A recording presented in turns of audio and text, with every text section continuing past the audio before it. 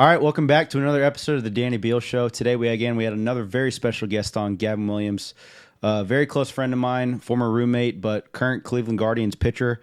We talked a lot about his life growing up, baseball, hunting, fishing, whatever else, but his life through recruiting into ECU, obviously into the pros with the Guardians, as I mentioned. But a great conversation, a lot of fun stories that you probably haven't heard before. Obviously, great human, future Hall of Fame Pirate. But thanks for tuning in. I hope you guys enjoy, and let's go.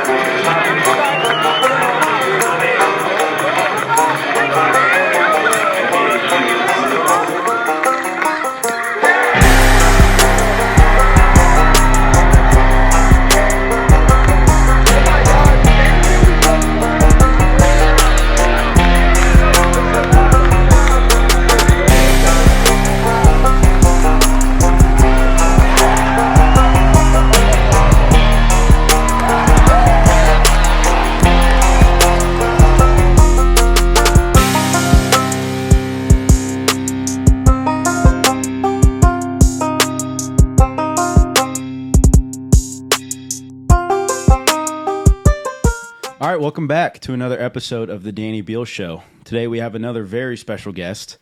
We have my former road roommate, 2021 first-round draft pick, 2021 All-American, Cleveland Guardians pitcher, Big Gav, or if you're from Cleveland, probably the Big Rig, Gavin Williams. Thanks for coming on, buddy. Danny. Thanks for coming on. Yeah. What you been up to? Not too much, really. A little bit of traveling, a little bit of working out, a little bit of throwing. Yeah. Not too much right now. What has been like the thing that you've done in the off season? At least, obviously, the season ended in the CS, but after that, what have you been up to? I mean, the main thing I've been doing right now is laying on the couch. As it should be. You've earned it. Yeah, a bunch of rest. That's about the main thing I'm doing right now.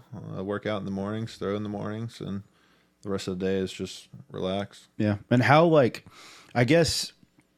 You're the first big leaguer we've had on, and we'll have the Norbies on here in a couple weeks. But at least since the season ended, you had obviously a super long workload. You were hurt at the beginning of the year, but ended up pitching through the playoffs. But how has it been handling obviously the workouts and the throwing? I'm assuming it's pretty toned down. At least it's almost Thanksgiving, right? Yeah. I mean, the first couple of weeks, I kept my arm going. I went and saw the doctor about what was going on with beginning of the year, and everything came back good. Then I went down to my agency probably 2 weeks after the season ended. I went through a full body assessment and just got a little workout plan and been doing that. What is that like? I mean, I can only imagine when you go down and get obviously a full body assessment. Is that just how much wear and tear and how much your body just gets beaten up throughout the 7 months of the season, or? It's something like that. It's more of how strong I am at the end of the season. Gotcha. It points out the flaws in my body and what I need to work on. Right. The biggest thing is spin my hips. They're super tight. Bigger guys, so kind of understood that. Yeah. I knew it was going to be that way, and we're going to try and fix that throughout this off season. Well, you're living in Raleigh, right? I am. How has that been? Obviously, you're semi-close to Greenville. You're here today, but what is at least being a change of scenery from Cleveland to Raleigh for the next couple months, at least till you have to go to spring training? Yeah, it's been a lot warmer. Yeah, I bet. Those last few weeks in Cleveland was pretty cold. Yeah.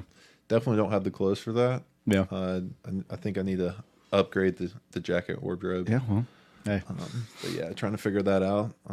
Probably there's a little bit more traffic here in Raleigh. Really? Yeah. More than Cleveland?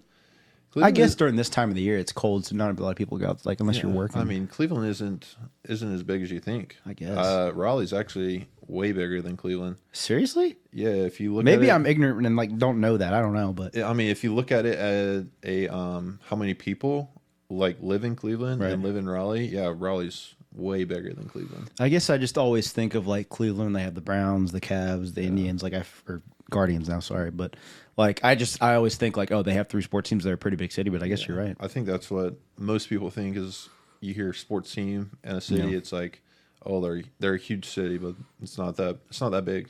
Yeah. Okay. Well, I'm glad you're doing well. Thanks for coming on, obviously, but I guess let's just start from the beginning. Let's do it. Little Gav, hunting, fishing, playing some baseball. What was always play baseball growing up. What was growing up like? Obviously, in North Carolina, but what was the childhood like? Your family life, all that stuff. Tell people, I guess, the background of where Gav all started. Yeah, I always played baseball growing up. It's probably my main thing. Never really played another sport. I wish I kind of regret not playing like basketball or football. Yeah. But I never got an interest from that. At all? Never really cared. All right, well, be honest. Were you just bad at it and that's why you didn't want to play? Or is it just like, I don't find this fun at all? I honestly did not find it fun at all. Fair enough. The one year I did play football in middle school, I got hit one time. I was like, I'm done with this. What position did you play? Oh my, I don't even want to say it. Was it like fullback? No, I played center. Oh, of course. Yeah, that's not even a little bit surprising. Yeah, I was a short, fat kid in middle school. Sure. Yeah, played center. That was... And somebody just hit you one good time. Like, yeah, I'm out. I'm literally done. I don't even know what kind of block it was. And got put on my back, and I was like, yeah, I'm done. All right, get me off the field now. I'm stat. Yeah, okay. Yeah, and then, I mean, that's basically all I did year-round growing up was play baseball. Baseball, yeah. Okay, well, like, what else, I guess, specifically? I mean, obviously you had stuff else to do besides baseball.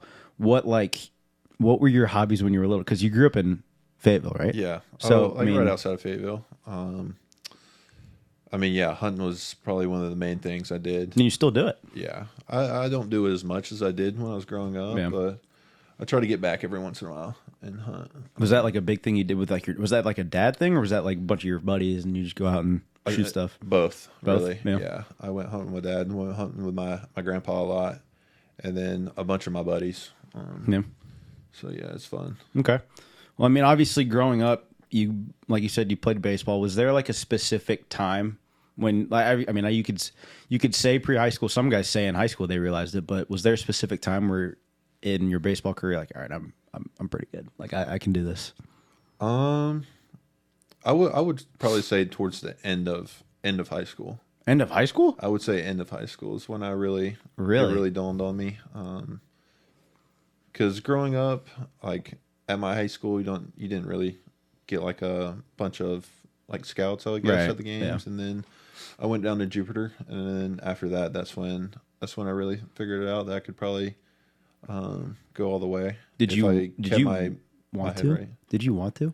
Honestly, it wasn't even in the back of my head until all the scouts like started coming to high school games. And stuff. Did you want to pitch and hit, or did you like pick one, or did you like one or the other? Or like, I think I always wanted to hit. Yeah, but I knew there was going to be a time that I couldn't hit anymore. Yeah, I probably need to put the bat down. Yeah.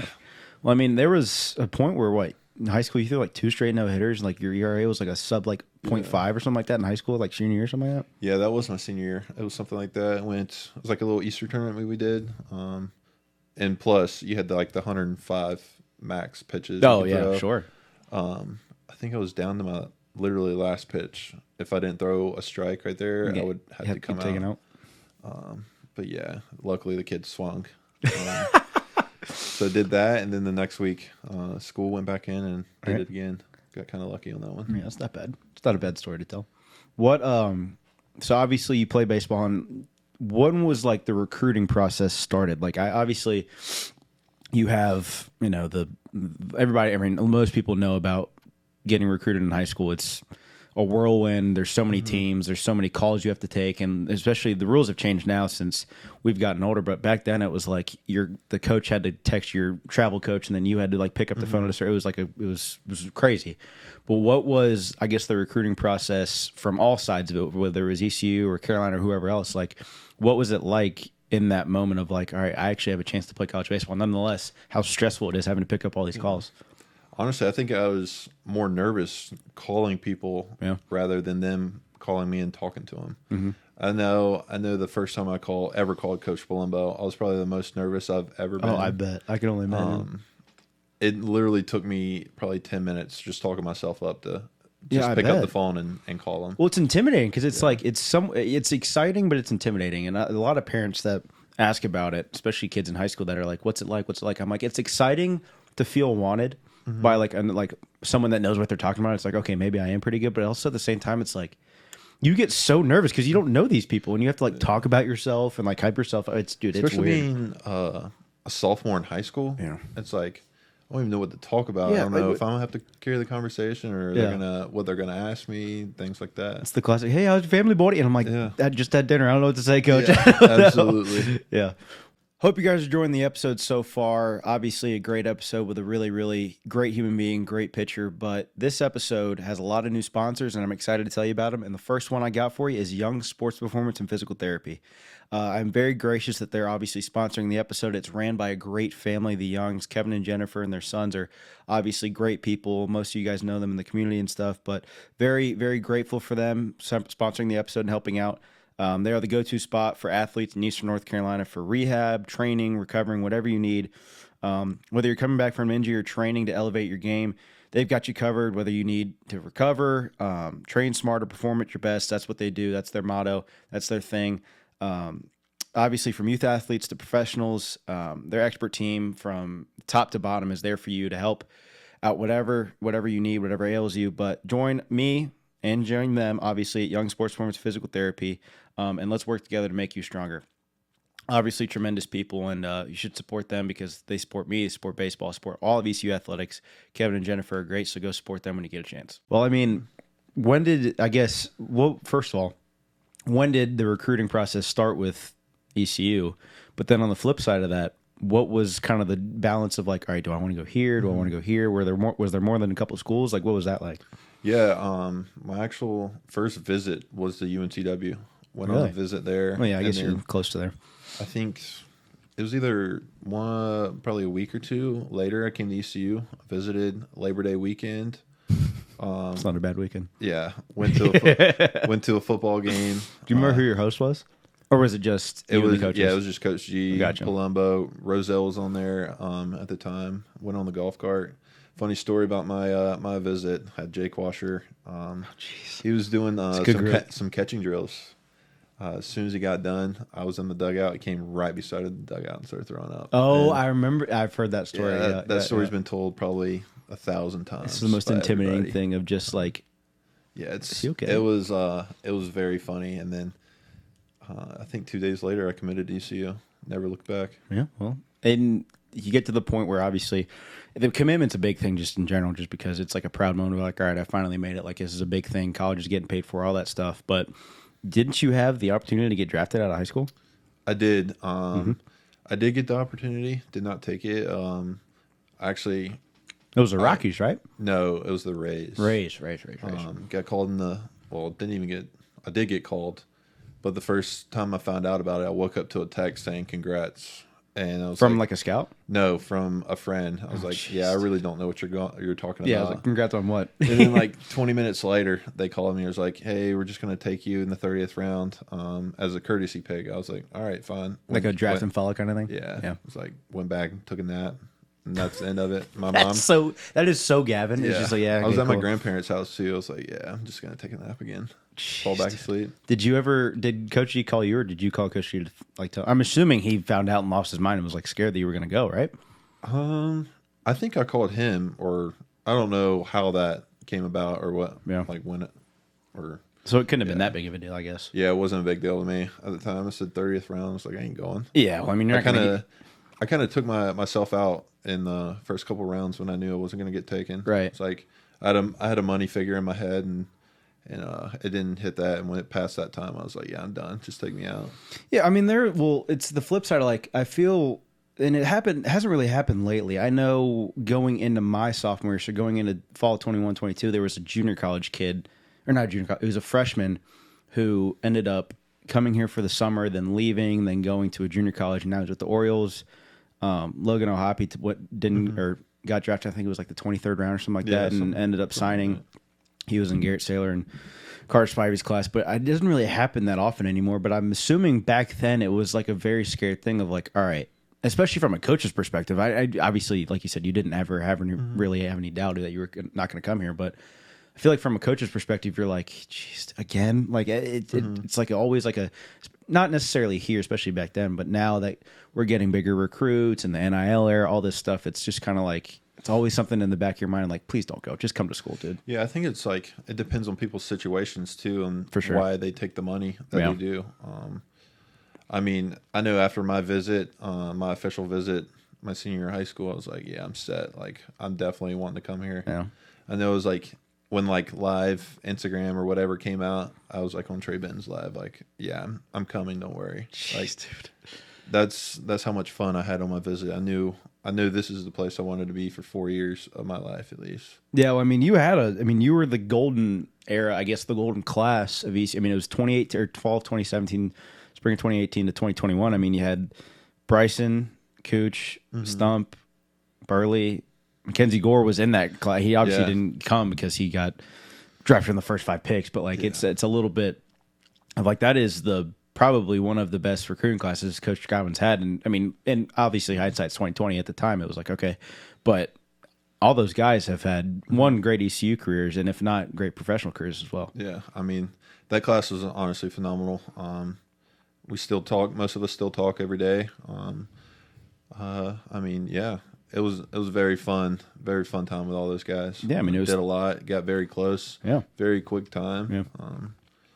I mean, honestly, we were kind of inseparable our freshman year. I mean, it was three hosted regionals, 2 supers, but I feel like there's a bond that's created, and I know at least from my perspective in my class, like we still have a group chat of like the core guys that stayed through the whole thing, like me, Star, Cam, Joey, all the other guys, but there's a bond that's created through that core because you guys go through so much stuff together as a friend. Like, dude, good times and bad. Like, yeah, there were some good times, there were some bad times. Yeah, there always is. There was a bunch of talking after our summer, our first summer. Like, I bet. This is crazy. Yeah, it's like, do we really want to do this? It's like the guys before us, like that season, they thought it was a losing season in their eyes, but it really wasn't a losing season. Yeah, they were like 7 games above 500, like 1 game from going to a regional. I mean, and yes, but in their eyes, in their standard, that was miserable. But to you guys, you were like, woohoo, go Pirates! Like, yeah, super excited. That summer, it was very tough coming in. All the stuff we had to do, and it's like, look at it now, it's like you can't really do half the stuff we did because NIL.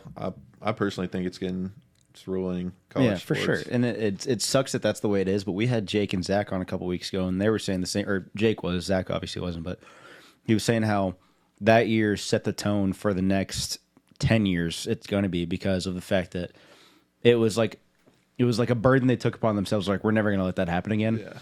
And, I mean, you remember, Coach Gavin would always be like, Coach LeClaire would have us do this and that, and we can't, like, this is nothing to you guys. And it's like, even the stuff that you did as a freshman, we can't even do now. Even the stuff that I did as a freshman, we can't. It's like, it's just because people would just be like, you know what, this is doing, I'm out. Like, it sucks that that's the way it is. It's like, I think more people are chasing money rather than wanting to win.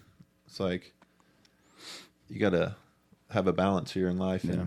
Just people's priorities are wrong. Yeah. And I think, and this might be coach speak, but it's almost like they're raised the wrong way. Like, you shouldn't. Your priorities and your principles should be a certain way, and that's not it. I think with most kids too, coming out of high school, it's like, oh, you're getting paid, but it's like you got other stuff with that money you have to do. It's like, what about the taxes? What about all the money that comes off of that, and who you're gonna have to pay with that? And like, it's just not like, it's honestly not free money that they think they're gonna get. You're not getting that full amount of money. Yeah, and people don't see past that. It's the same thing with the draft too. It's like, ooh, that's a big, like, that's a lot of zeros, and they're like, well, you also don't know the stipulations that come with it. You know what I mean? 40% coming off of that. It's like, oh, you got to pay my agent 5%. It's like, you're gonna pay other people. Yeah, you're almost up to the point where you're not getting half of it. Literally. Yeah, it sucks. But I mean, there are situations where it has worked out, like the Paul Skeens of the world or whatever else. But like, I don't know. It frustrates me because there are certain people that, especially in the past, that you pour into. You want them to do great. You want them to win here, and they just it sucks that this is what it's turned into. And it's not, like you said. It's why Tony Bennett, the Virginia head basketball coach, just retired. It's like he's just not, like, this isn't the way it's supposed to be, and it's not the way he is as a coach. And it sucks that this is the way it's going. But I think it's gonna come down to that. Like, more coaches are gonna be like the UVA coach, or be like start like coming out like even with Saban. I mean, I feel like it was NIL. Yeah, for sure. It's just an old school coach that doesn't want to adapt. I mean, literally. I mean, you gotta add different coaches into the I guess team, really, just to focus on NIL. It's great. It's literally like hiring people solely to like recruit and put out money and like, hey, I need you to go tell that. Like, it's crazy what it's turned into. But anyway, back to the good old days of college sports. But we mentioned Mackenzie Gore. Obviously, he was with the Nats this past year and was with the Padres as well. What has your relationship been with him? Obviously, you guys are both in the professionals now. Same thing with Burley. But do you guys, like you said, do you guys still talk at all? Do you guys like keep in touch? I mean, it's obviously a cool little fraternity you have up there with Norby, Burley, you. And definitely keep in touch with him a lot. I try to talk to him probably once a month on the phone. I mean, it's definitely hard having different schedules. Yeah, for sure. Especially different time zones still. Yeah. I mean, you never know where he's going to be at playing and where I'm going to be at playing. Right. And so whenever we can get around to it, we'll talk. I know I'll be seeing him this off season. I'm going to be going down there to his hometown. It's called going down to it's called a sportsman banquet or something like that. So it's going to be like a little charity to help out kids for summer camps. Look at you. Good guy, Gav. Good Samaritan Gav. Trying to be a good guy. Yeah. This episode is also brought to you by Tiebreakers. Tiebreakers is open every day at 11 a.m. and is the best place to watch your favorite sports while enjoying the best wings in town, sandwiches, appetizers, cold beer, and more. Follow Tiebreakers on Facebook and Instagram for daily updates. Tiebreakers is in Greenville at Bells Fork on Greenville Boulevard and in downtown Winterville on Railroad Street. Obviously, a tremendous family as well. The Andersons have been great. I've worked with their kids. Their family has been awesome. I sat with them at the banquet when I was a freshman, the baseball banquet that we have annually, and great restaurant, great food, great atmosphere as well. Obviously, on football Saturdays and Sundays, it's a great time to go hang out there and watch and eat some food, drink some cold beer if that's what you're into. But yeah, go support them when you get a chance. Great restaurant, great people. So it's the best spot in Greenville. But it's cool, like I was saying earlier, how like it's a little fraternity. Even after you graduate, you still keep in touch with these guys. But yeah, it is very special. But I guess going through your freshman year, like 2018, you obviously are, I mean, I would say one of the more highly touted freshmen just because of the potential that was there. Like everybody's like, wait, this guy throws triple digits, 100. So what was, I guess, and again, I was relatively young, so I didn't know East Carolina that well at the time. Was there any like super high expectations for you at that time, or was it like daunting at all, or was it just kind of like, hey, I'm a freshman, let's just let it ride and see what happens? I mean, I think the expectation was for them to try to get me to throw strikes. Yeah. That was the biggest thing. Yeah, it almost sounds like Trey. Yeah, I could not throw a strike really my freshman year, and I think that's what everybody saw. That's why I threw 15 innings. Yeah, in my eyes. I think if I could have thrown a little bit more strikes, I probably would have pitched a little bit more. So I think there's a trust factor in that, and once they trusted me, that's when I started throwing more. It's crazy because it is eerily similar to the way Trey was, because Trey was like 96-mile-an-hour bounce passes into J-Dub's like chest, and it's like, all right, we cannot like keep letting this guy. He's going to kill somebody. Yeah, and luckily he figured it out and helped us down the stretch. But it's one of those things where it's like you said, if we can't trust you, if you're not going to like, it doesn't matter how hard you throw. Yeah, if you can't throw it in the zone, literally every game counts. For sure. Even the first game of the season when opening day, it's like if you can't throw a strike, you're probably not going to be going no, it's going to be a while. Yeah, it's going to be a while. So yeah, a bunch of live ABs and trying to figure things out. Yeah, kind of helped me into that. A lot of pitcher hitter. Yeah, a lot of those. Yeah, those are the days. Do not miss that. But obviously, you make an adjustment. Where did you play that summer? Did you play that summer going into 19? Yeah, I went. Where did I go? I went to the Cape. I was up there probably in the summer of 18. You went to the Cape? Yeah. Hell yeah, dude. I think I went up there for a month. So it was actually me, Trey Benton, Spencer Burkhouse. We were all three roommates with the Bourne Braves. What a group. Yeah. Big guys, little room. As it normally is in summer ball. Some of the best memories. Had some twin beds we were sleeping on. No way. Yeah. Then you had Jake Agnos up there. I think it was just really us four up there maybe that summer. What was and I mean, I've heard from numerous people, like Moreland's played up there, a bunch of other guys that I've played with specifically, but what was the experience like? Because I know people talk about the Cape like it's like heaven on earth. What was it like? I mean, it was honestly pretty fun playing with different people all throughout the world, really. Who was the coolest teammate or guy you played against? Like notably, I guess. The one I remember the most is probably Spencer Torkelson. That's pretty cool. Trey probably doesn't want me to talk about this, but one of the memories I have from up there is Spencer Torkelson taking him over the lights there. Oh no! Yeah, Inborn. Yeah, in Bourne. Oh no! Yeah, so for people that don't know, the lights at Bourne are way up there, brother. They are like skyscrapers. But yeah, I think it probably cleared the batting cages too. Jeez, I mean, he's a first 1-1. I mean, that makes sense. So he got all of it. Sorry, Trey. Didn't mean to talk about that one, but yeah, that was probably one of my main memories. And another one was our host family. The mom, she made the best blueberry muffins ever. Or chocolate muffins. They were chocolate muffins. Chocolate muffins? I mean, hey, they can't go wrong. Yeah, I got videos of me and Trey in the kitchen at like 4 a.m, just crushing them. That's a beautiful thing. Did you ever make it to any Red Sox games? No. I got hurt up there, actually. Really? Yeah.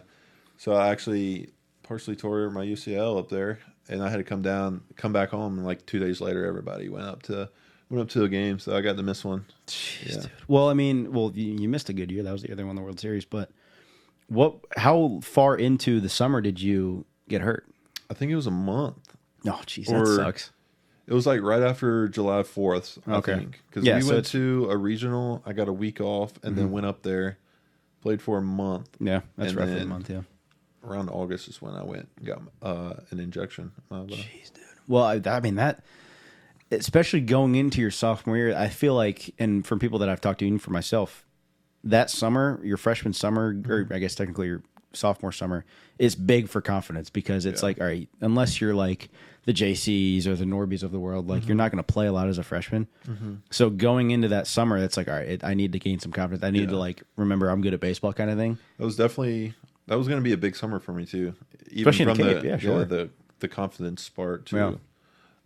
I feel like coming in as a freshman, you don't have a lot of confidence. Of course not. Kind of got to build that, especially coming with like older guys that you haven't really played with, and not knowing what they have and what you have, like compared to other college players. Well, with that being said, like, what was your mindset going into that fall? Because I can't imagine it was like, oh yeah, this is going to be great. Like, it was still some doubt of it. Yeah, I mean, my main thing was trying to get healthy as quick as possible. I know I was with Womack a lot of mornings. There's a bunch of us up there. I bet. Because I think there was like 7 of us that didn't pitch the whole fall. Jeez Louise. That's like this year. This fall, we've had a lot of guys that have just been taken off. Yeah, I know. I didn't pitch that fall. Cooch didn't pitch that fall. Just based off injuries or workload or what? Both? Yeah, both. So Jake, he got shut down because he went to Team USA that summer. Yeah, him and Pack, right? Yeah. Then Trey got shut down because of workload, I think, something like that. And then I'm pretty sure there's a couple other guys that got shut down. Dang, that's crazy. Fall's always tough to manage as it is, but I feel like that, especially with you, like needing some confidence going into the spring of just like, all right, I need to like get something under my belt, like some positivity, right? But at least obviously that 19 team was tremendous, and Jake and Zach were bickering, as you can only imagine, of like, well, 22 would be 19. Well, 19, but it's just like a constant, just like battle of it. Yeah. But it was a fun team. And I think that you've probably heard it before. Coach Gavin always says like that is the team that got cheated the most in terms of seed. Of like that team 100% should have been top 8. Yeah, I would say so. Honestly, especially with the teams that we beat that year, the teams that we played that year. Yeah, I was just about to say. I mean, you go to Ole Miss and Mississippi State over spring break, and that's a great 2-game stretch. UCLA that year too. UCLA, number 1 team in the country at the time. Yeah, I think it was like 1 versus 6 or some top 10 like that. Yeah.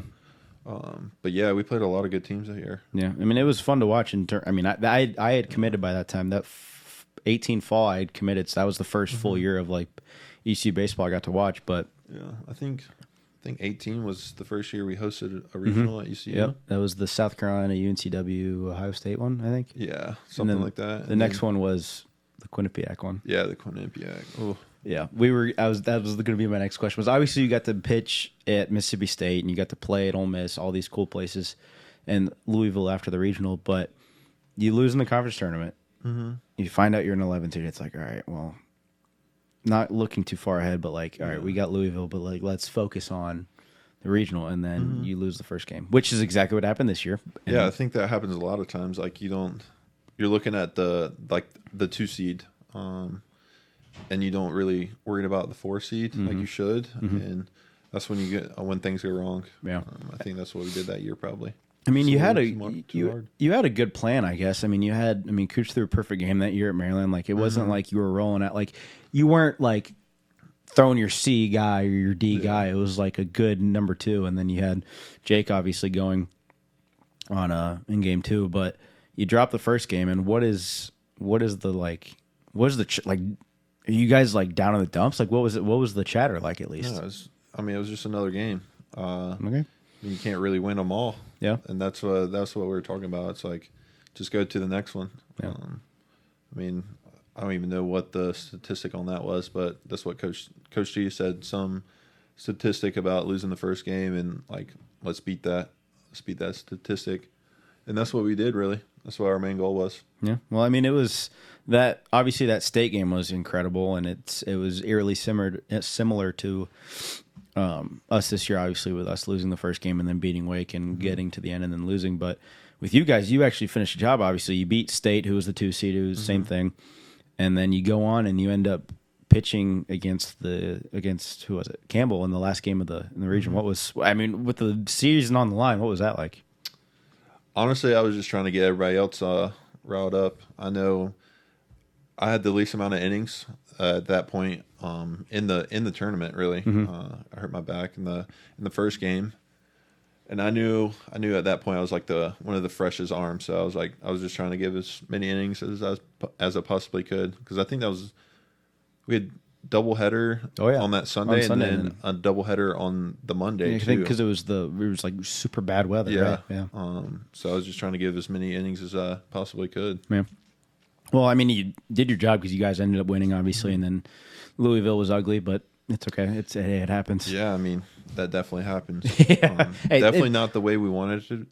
No, of course not. It definitely happened. You got to look though. Obviously, you guys had just went through the gauntlet of a weekend, and there's obviously a week between supers and the regular regional. But that Louisville team has like literally MLB stars top to bottom. I mean, you got Bobby Miller, Reed Detmers, Henry Davis, like Alex Pinellas, all these guys, and it's like, they had so many guys on there. It's cool and all to like, but I mean, that does look, or it does suck to say, and like trying to compare teams, but we had an opportunity also, but we didn't capitalize. Yeah, for sure. And that's the way baseball is, though. That's what makes it great. Another great new sponsor that is sponsoring the podcast is Brandon Manning with Farm Bureau Insurance. Now is the perfect time for a review of your home and auto and life insurance with a trusted and experienced agent like Brandon. Brandon is an ECU grad, obviously. People know him if you go to the baseball games, but he's a very experienced agent. You can reach him at 531-1812. Brandon's clients always have his phone number, always available before or after business hours. He cares about his clients. He does a great job. He's very diligent with everything that he does. But call Brandon today again at 531-1812 to schedule a review and get a free quote. Thanks, Brandon. But that year ends. Obviously, the summer passes and stuff. And then 2019, it's, you're building off the year prior. You actually won the regional this time going into it, and then COVID hits. And it's like, first of all, you weren't even going to be able to play at the beginning because you got hurt. Yeah, I broke my finger. Stupid, that damn sun. That damn sun on those rundowns. Yeah. Yep. If nobody knows about the sun, it's like around 4:30 in January, February. As soon as it's setting, it's right over third base, and that's where we're doing rundowns. Couldn't see and threw my hands up, so it didn't hit me in the nose.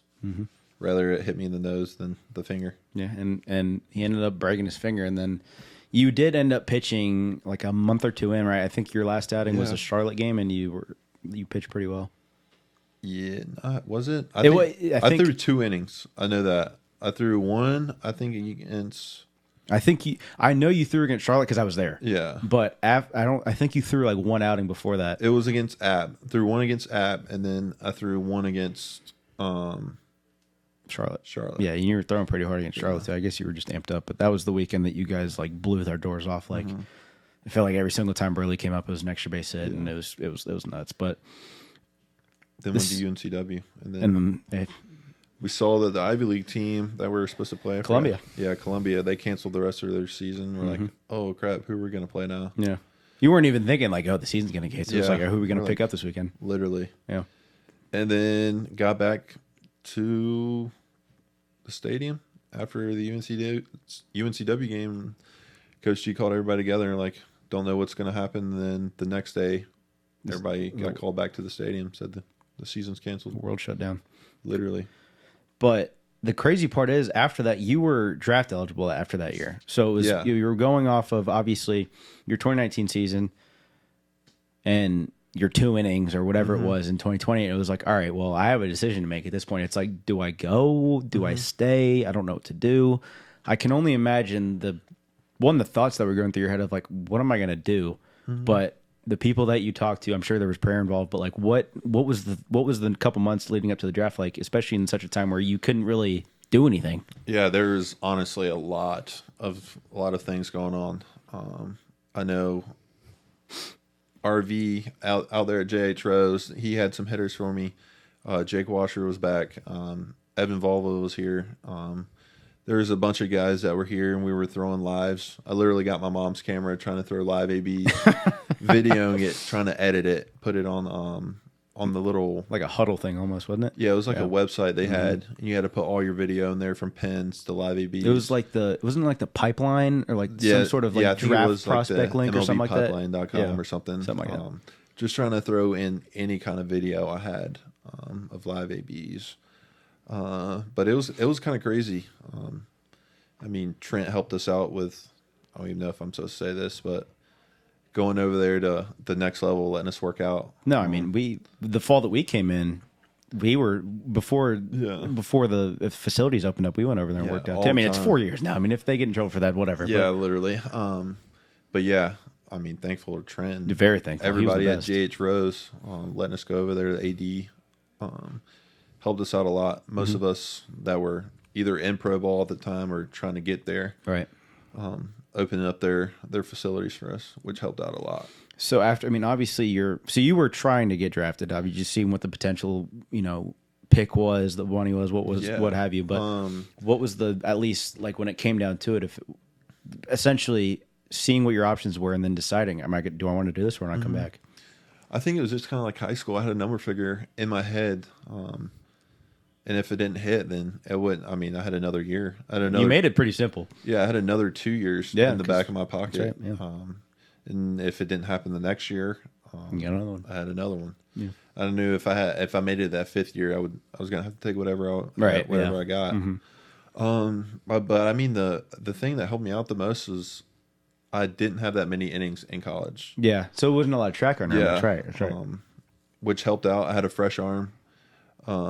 They knew like everything that was going on with me, and I mean that I kind of used it as leverage. Really, helped out. Makes it a little bit easier. So, what was there a moment where you like told the coaches or told Coach G or told Dietz where it's like, hey, I'm coming back? Oh yeah, I'm sure. I think I will say I got offered like I think it was like $200K, and then as soon as I heard that, I was like, nah, screw that. I will never take that. Yeah. I called Coach G. I was literally furious. And I bet you were like so intensely motivated. I was so mad. I was probably one of the most mad I've ever been. But Coach G was like, yeah, I think you need to like think about it, like cool down, like relax, think about it a You're little like, bit. No, screw that, I'm coming back. Literally from right then when I took that phone call, I was like, yeah, I'm going back to college, and I made up my mind that I was gonna work even harder, try to get what I wanted. Yeah, well, you worked out. Yeah, you got it.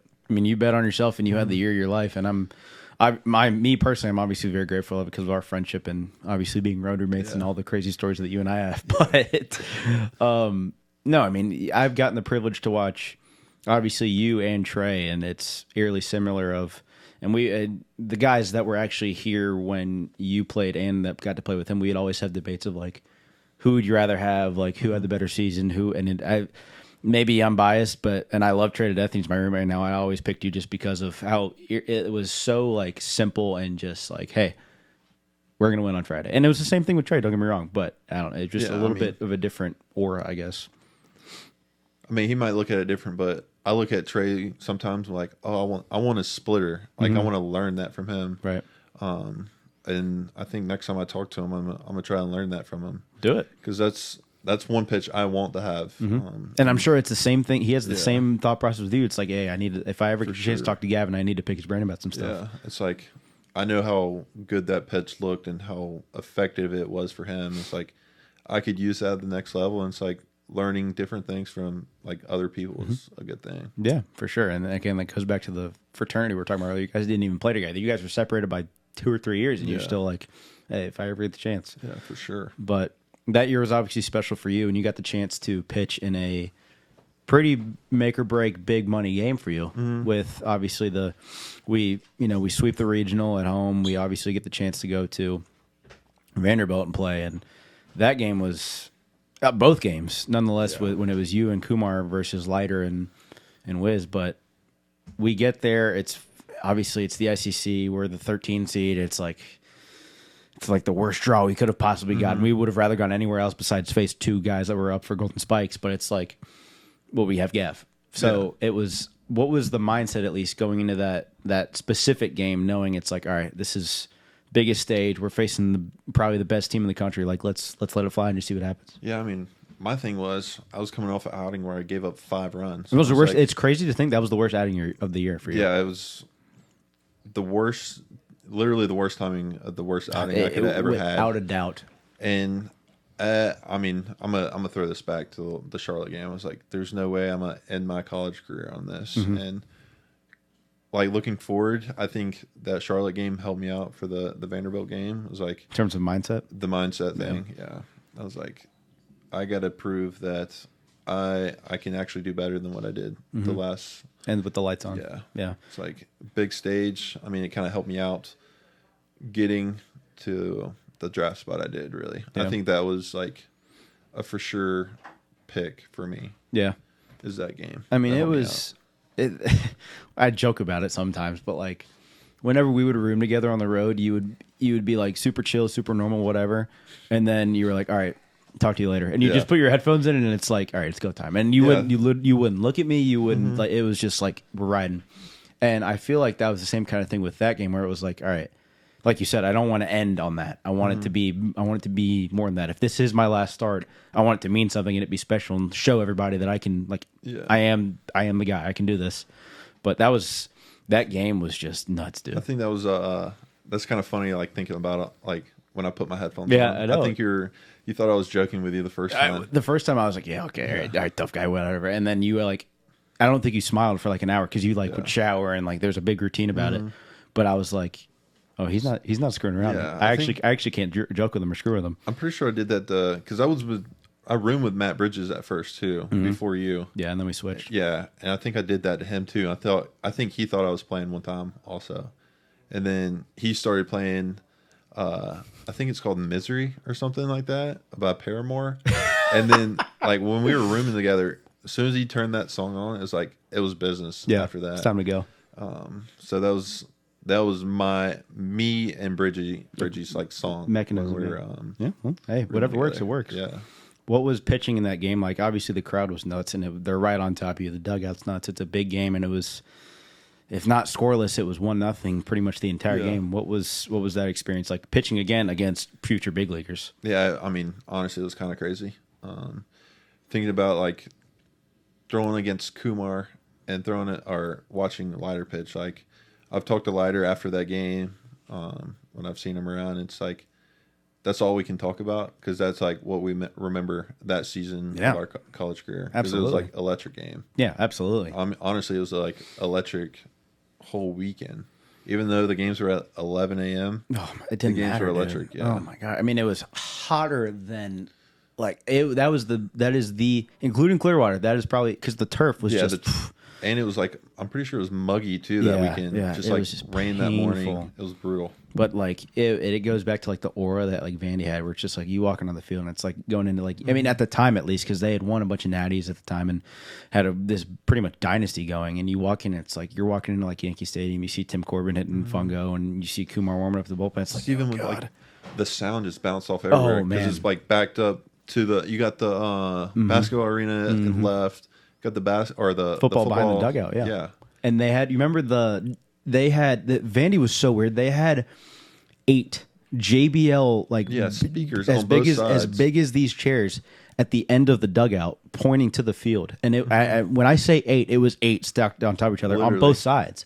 So you were hear like anything. No, it was crazy. The on-field music was nuts. It was a crazy environment for sure. Another new sponsor we have is with Jay Bastardo. Jay is the owner of Via Verde, the 2 restaurants, Harvey's Breakfast Place, and of course his brand new restaurant, the sports bar Bella Green.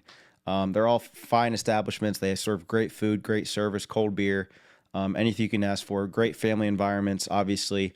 Jay is a phenomenal human being. He has a direct tie with the baseball program. He's talked to us in the past. He has a crazy, awesome story. He's a really, really good dude. You should go support him and obviously his restaurants as well. But Jay, I really appreciate you supporting the podcast, obviously, and everybody out there. Seriously, go try his food. They do a really good job with service. Their food's great. Their drinks are cold. Go support him when you get a chance. His restaurant's great. Great human being. So go support him. Yeah, I'd say the worst thing was the whistler. I didn't hear him. Did you hear him when you were pitching? I didn't hear him when I was pitching, but afterwards, when I was in the stand or pitch chart the next day, like the pitching chart, it was the worst thing I could ever hear. The thing that drove me nuts was the stupid guys on top of the dugout dancing on our corpse as we're getting beat the last day. It's like, this is miserable, dude. But that's probably the main thing I remember is the whistler. It's the worst thing ever. I never want to hear that again. Yeah, absolutely. Even like going back watching videos like that pop up, it's like I don't want to hear that ever again. It's miserable, especially in person, especially if you're the other team for sure. Yeah. But obviously that game, we lose the series, but you end up pitching great and put yourself in a really good position to get drafted. And I remember me and a couple guys were playing in the Valley in Virginia, and we were watching not you, but the draft feed on the car on the way back from the league all-star game, and we were super pumped. Obviously texted you, called you, and you didn't pick up. Obviously, no kidding, but we were just super excited. But what was, I guess, the draft story like? Did you know it was going to be the guards? Did you know like what pick it was going to be? Anything like that?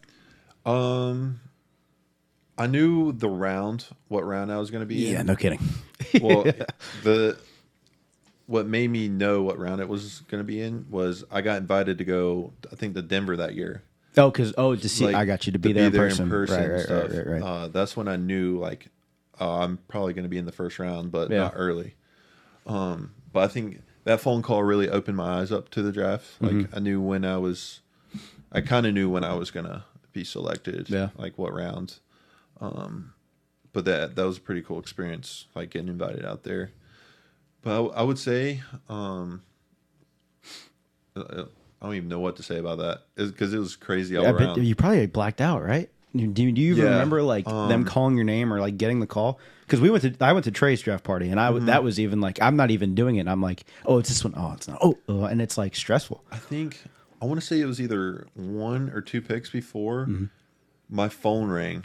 I was like trying to get everybody to like hush so I could hear it, dude. Yeah. And then my agent called me. He told me the number and he was like, "You think that's a good one?" I was like, "Absolutely, brother. Yeah, I'll take that." Yeah. And I turned around. My parents were right there. I was like, "I'm next." And then that's when it came on the TV. That's so cool, dude. Yeah. Gosh, I mean it was special because Trey's was the first one in person party wise that I had actually seen it happen, and it was exhilarating from start to finish solely because like he was specifically anywhere from 10 to 20 to begin with.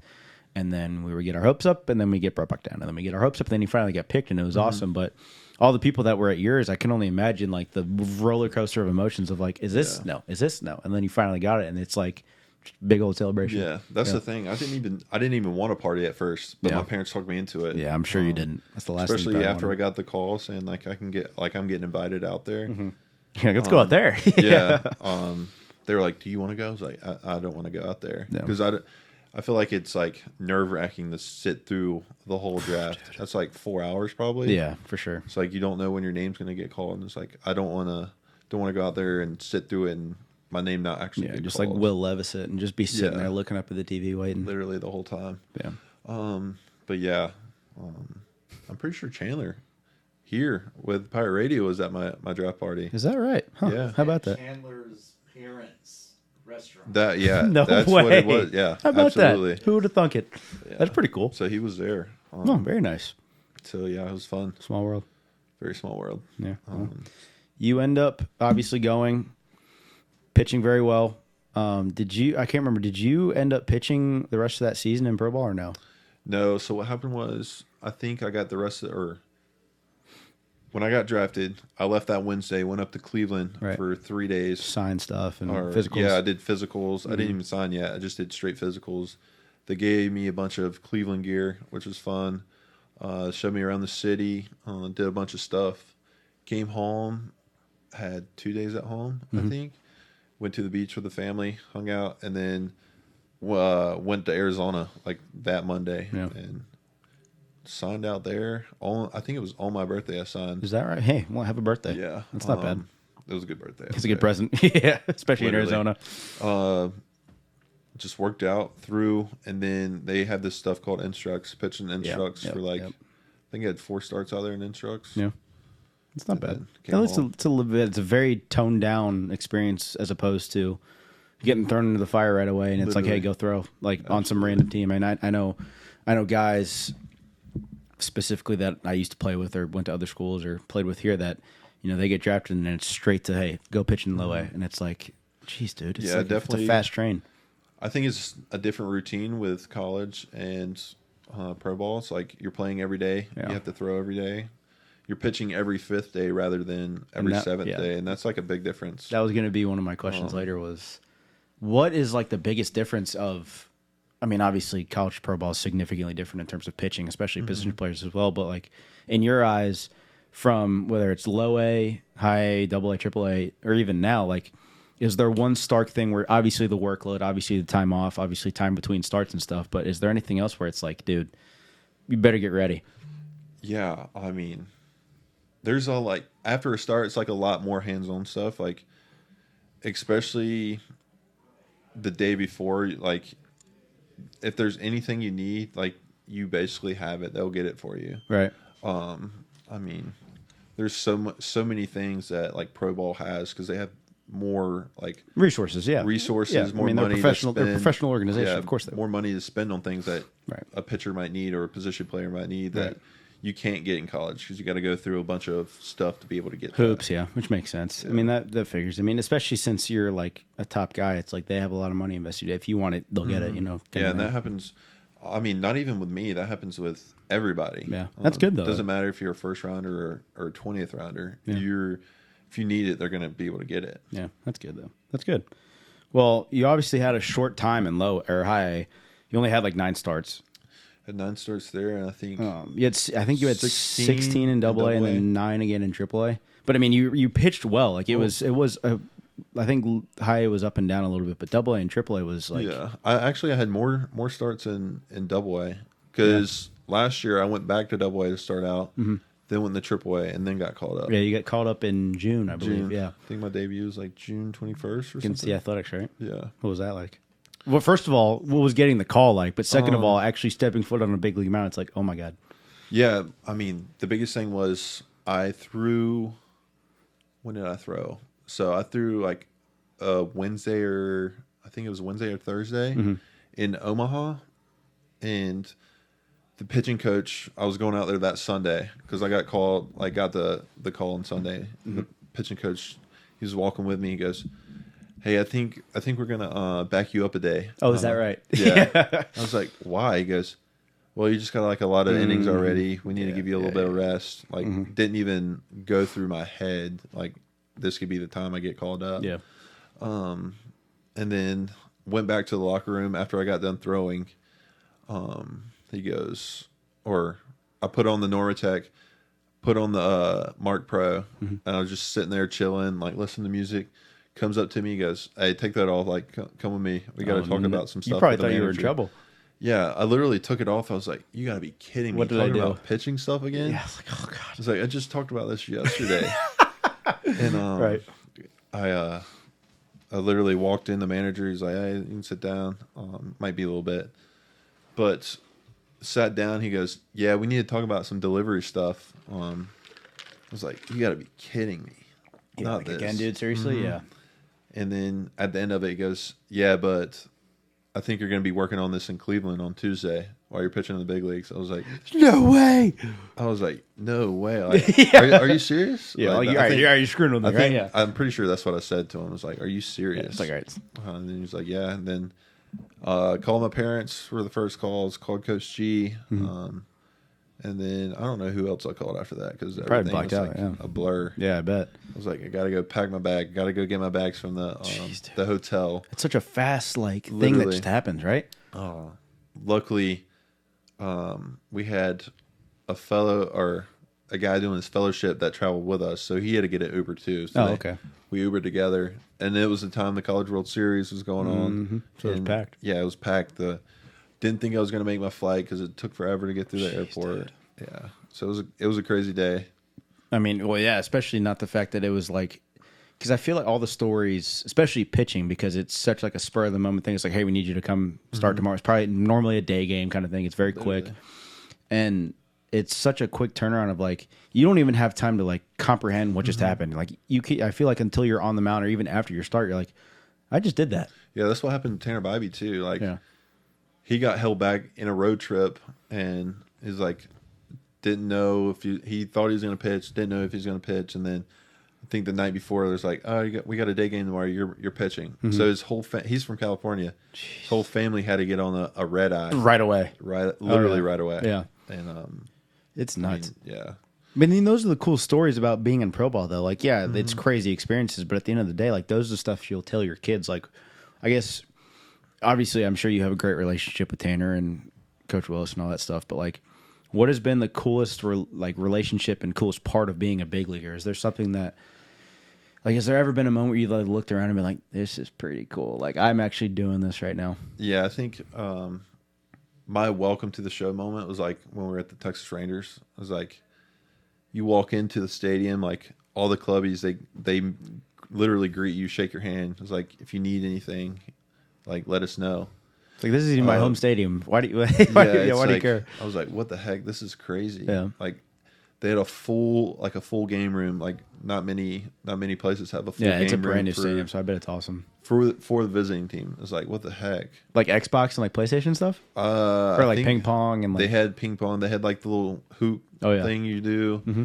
I'm pretty sure, I think it was a GameCube they had in there. Jeez Louise. Yeah. So they had some crazy stuff. Huge locker room. Yeah, I bet. Full kitchen. It's like insane. Yeah, I bet. Another brand new sponsor that we have is the 23 Club. Obviously, it is the premier collective for ECU Baseball, NIL collective. They are partnered with Team Boneyard, obviously, but this is a direct way that you can give specifically to ECU Baseball. Mike Carrington and all the collective partners have agreed to obviously partner with us and help out the show, especially as the season gets going and gets in gear. But be on the lookout for all the stuff that they're doing in the spring, whether it's ECU Baseball meetings, all that stuff.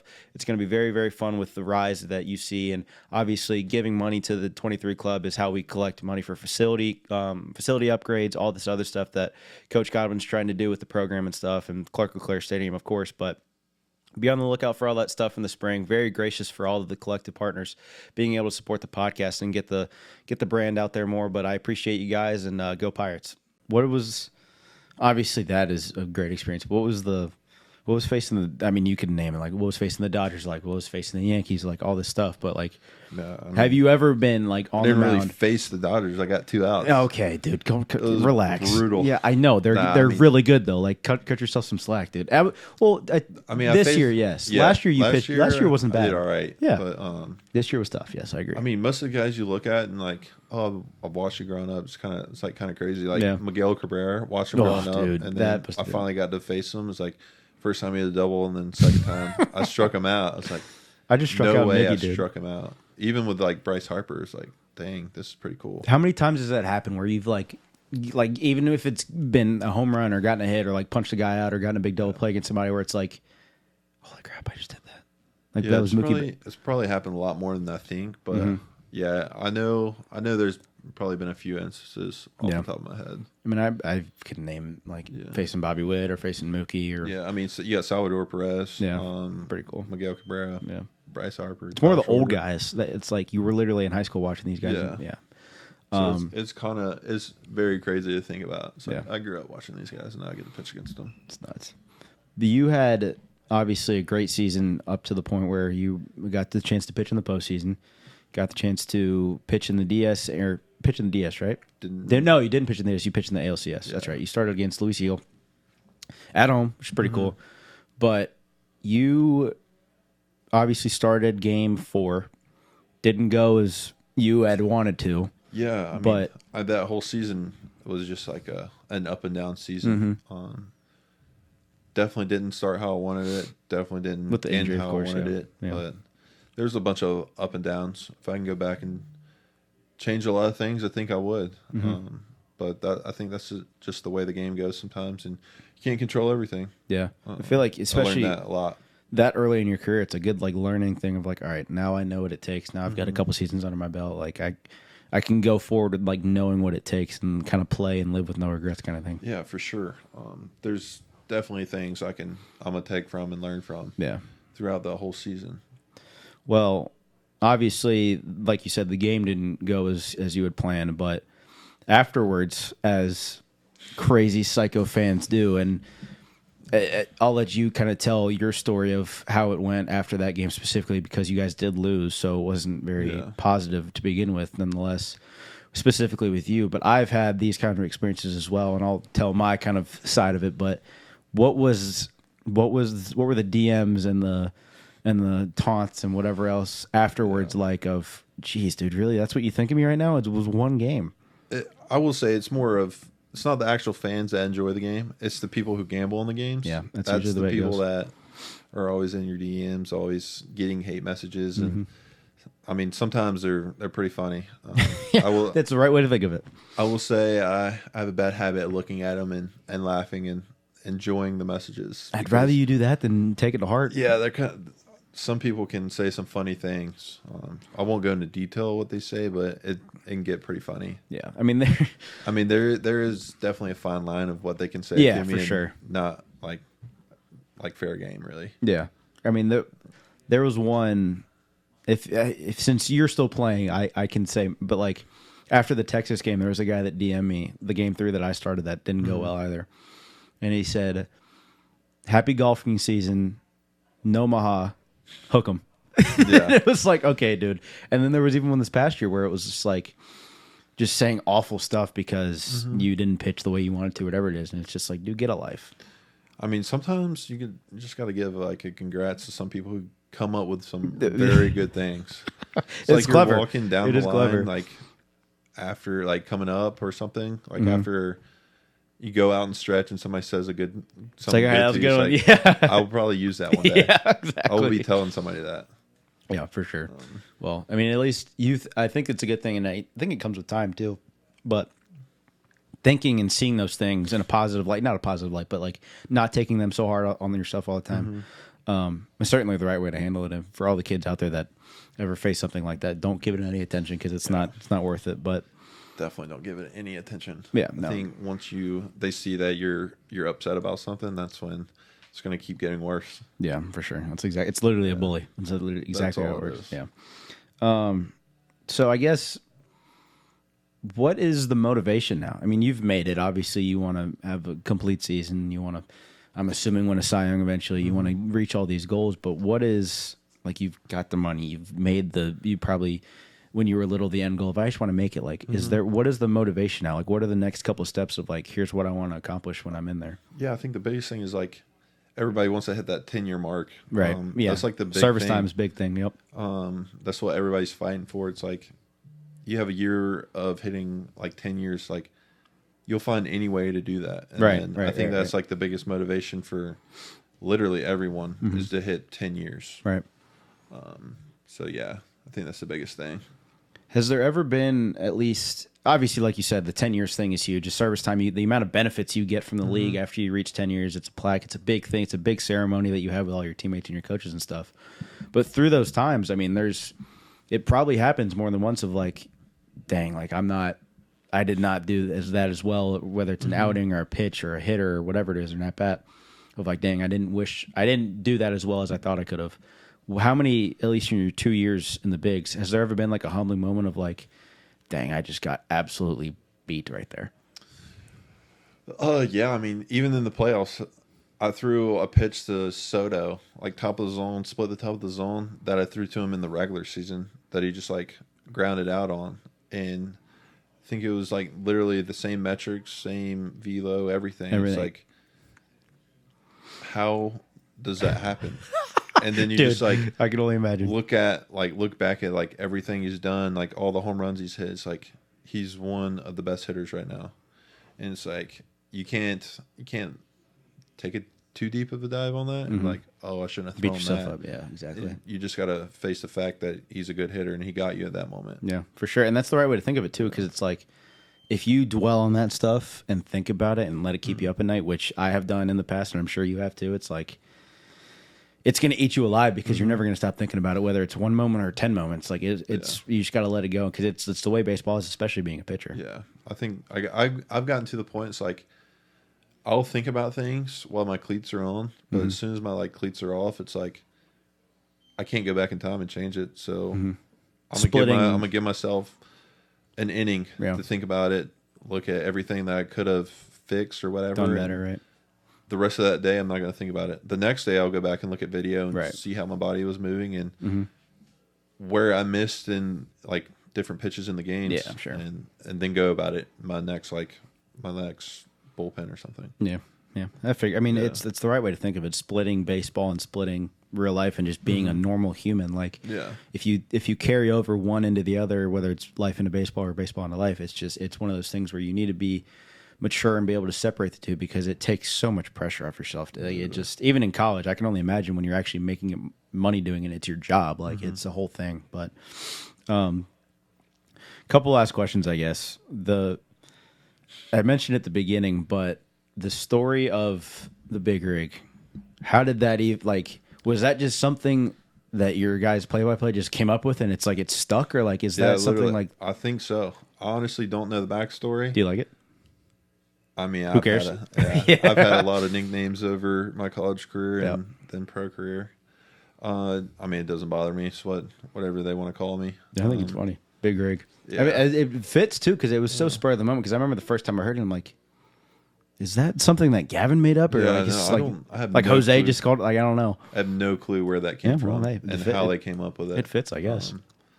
I mean, yeah, it does kind of fit, I guess. Yeah. All right. Well, couple more. This would be like quick. Like first thing that comes to your head. What was your favorite moment in the big league so far, personally or team wise? I would say, or both. An inning change at Chicago Cubs. We were had a pitching change. They played the YMCA. It was probably the most electric thing I've ever seen in my life. I know just watching people do it. Yeah, I know it's the YMCA, but it's like you had the bars with the bleachers in the not even in the stadium. Oh yeah, on the across the street, cross Waverly. Yeah, and then you had everybody singing it, standing up. Was it a weekend series?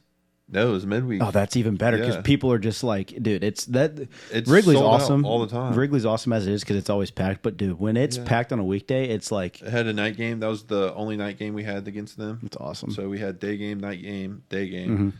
And it's like, holy crap! There's no way you have 30,000 people doing the YMCA right now. It's special moments. Yeah, it's the way Wrigley is. Literally insane. And when I say everybody, it was everybody. Every single person. Yeah, that's special. What was the same kind of thing, favorite moment, team or personally, when you were here? Probably coming back against Charlotte in the regional. It's probably the loudest I've ever heard the stadium. Yeah, well, Bryson's double down the line, Lane Hoover hitting the little single in the outfield. Classic Hoover.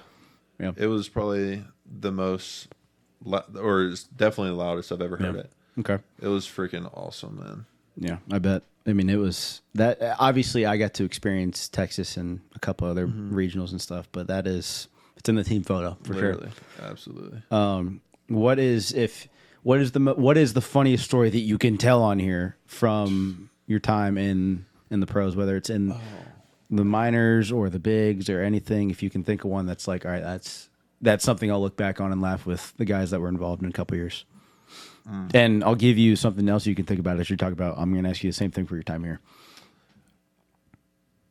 You want me to talk about the minor leagues or which one first? Whichever one. You can do or here. Both. Well, you're gonna have to tell both whether you like it or not.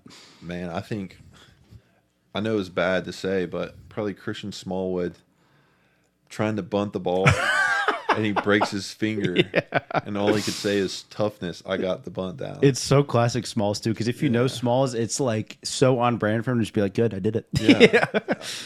It was probably one of the funniest things I've ever heard. As But his finger sideways and broken into pieces. yeah, his finger was crushed. Mm-hmm. Oh, But I know it. whatever came after that was probably the funniest thing I've heard. Okay. Is there anything in the big leagues that you can think of, or the minors, where it's like, yeah, that was a funny moment of whatever? In the minor leagues or the major leagues, not off the top of my head, because I kind of just sat there most of the time. I didn't want to be the rookie that gets in the way of everything. Yeah. High maintenance kind of thing. Yeah, I figured. Yeah, definitely didn't want to get in the way. Especially got some veteran guys that've been there. There a while. Didn't want to get no crap from them. I hear you. Okay. Well, last one, and we'll get you out of here. Whose number do you have, and who has yours? In terms of like pitching, not like phone number, but like when you step in the box, or when you step on the mound and he steps in the box, you're like, dude, no way. Or when he steps in the box and you're on the mound, you're like, all right, finally, now I can get it out. Let me think about this one for a second. Because I know, at least from watching, obviously there's Freddie Freeman. Can't get that dude out. I mean, I've faced no him, kidding. Yeah, I think I've faced him 5 times and knock every time, or at least on base every time. yeah, literally, I could not get him out. I know at least you've had a lot of success against the Tigers, especially in Comerica. Mm-hmm. But another guy, Javier Baez. I know he'll. I know. Yeah, because I remember. We'll literally swing at anybody's pitch that's 4 feet outside, but every time he gets off of me or gets up there against me, it's like it has to be right down the middle.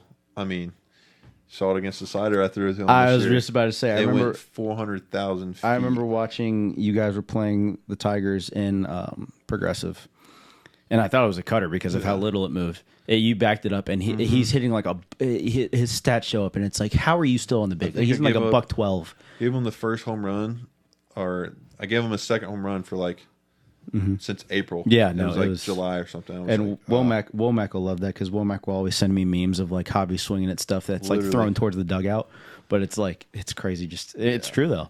Is there anybody that you like think you dominate a little bit, like you know that you're gonna get him out, or at least give him a good at bat? Yes, but I'm not going to say the name. Okay, that's fine. That's fine. That's a good thing. Don't jinx it. Yeah, definitely not going to say the name. Okay, all right. Because I tell myself this all the time. It's like, if I game knows. I want this person up. The game knows. It's true though. That's it's true. That's fine. All right. Well. Oh, I got a funny story. So, minor leagues. Okay. First time I got called up from high A to double A. Mm-hmm. It was probably the first or second batter. I think it was second batter. I was throwing the pitch and I slipped on the mound, like fell down the mound, dribbled the ball up there. Oh, you actually threw it? Yeah, I actually threw it because if you don't throw it, it's a balk. That's true. Was there anybody on base? Yep, somebody on first. I think Anthony Volpe was on first actually. Yeah, so threw it up there. Basically rolled from where the grass starts on the mound to the plate. Seth Goodell's catching, picks it up, throws it second. After the game, look on my phone. Our trainer for Double A had made a meme or a little classic. I bet he's buddies with Womack somehow. Send it to Womack because no way. His name is Jake Legan. Yes, came here with the ECU. He's an athletic trainer. He's phenomenal. Sends it in a group text. Me and Womack, dude, and now just relentless all the time. Oh my gosh! So now it's such classic Womack too because Womack loves that stuff. He is the meme god. It's crazy. Time. Sends it to me all the time. God. Like it always just pops up on my phone somehow. Shout out Womack if you're watching. That's so funny. Gotta love it. Yeah, God love him. He's the best. But appreciate Jake Legan for making the gift too. Hey, it's a memory that you're always gonna have. That's for sure. It's always gonna be on my phone now. Wait, did the umpire call the ball? Yeah, he did. Almost so awkward. Seth almost threw the guy out second. Really? Because the guy on first was He's probably like, what do I do? Yeah, what's going on? Yeah. And then he finally just took off. Yeah, that makes sense. All right. Well, thanks for coming on, dude. Thanks. I hope you had fun. Thanks for coming on. Not many times I get to see you, so it was for sure. Thanks for coming on. I got to come on, talk about everything, and see where this goes. Might be a new podcasting career for me too. There you go. Now, hey, you just got to get your foot in the door. Yeah, you never know. All right. Thanks, Big Gav. Yeah, absolutely.